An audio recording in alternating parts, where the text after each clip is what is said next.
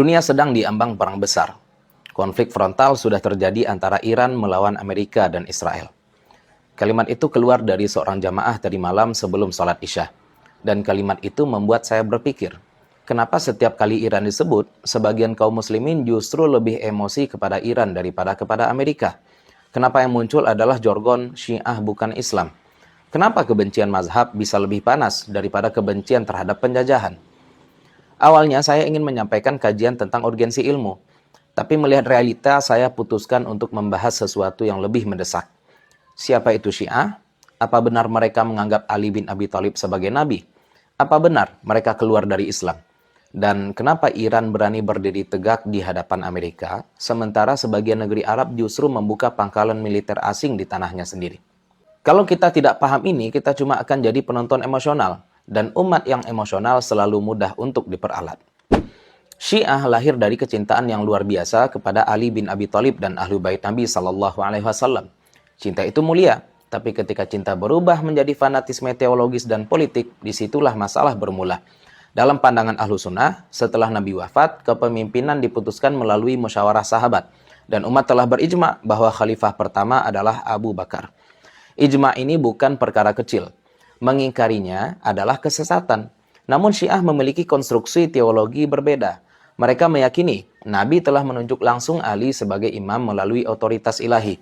Dari sinilah lahir konsep imamah.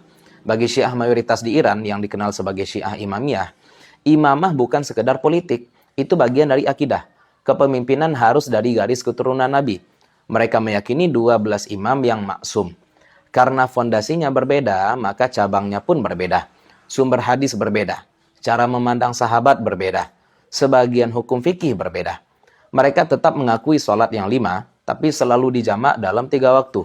Mereka membolehkan nikah mut'ah, karena menurut mereka tidak pernah dinasakh.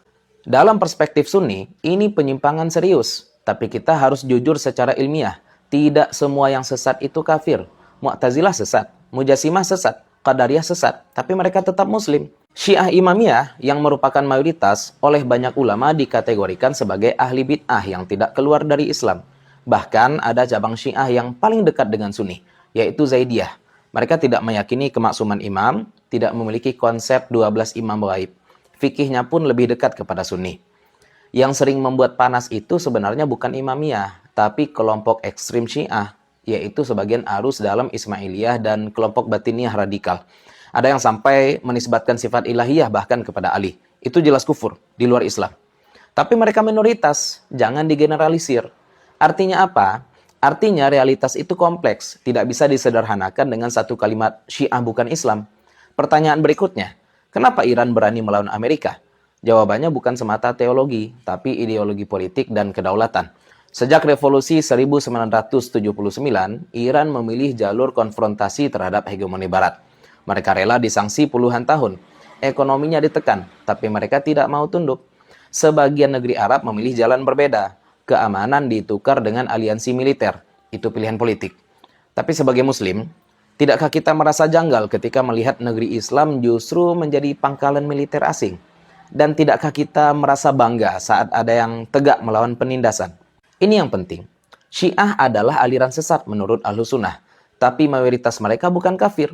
Sementara kekufuran ideologi Zionisme dan hegemoni sekular imperialis itu bukan khilafiyah.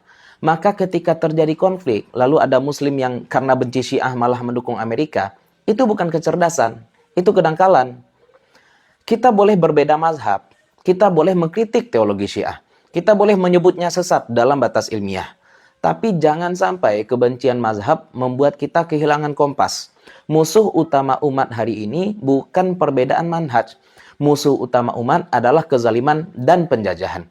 Kalau ada dua pihak berperang, satu muslim, satunya punya sejarah panjang menindas dunia Islam, lalu Anda malah berdiri di barisan itu hanya karena benci manhaj. Have you lost your mind?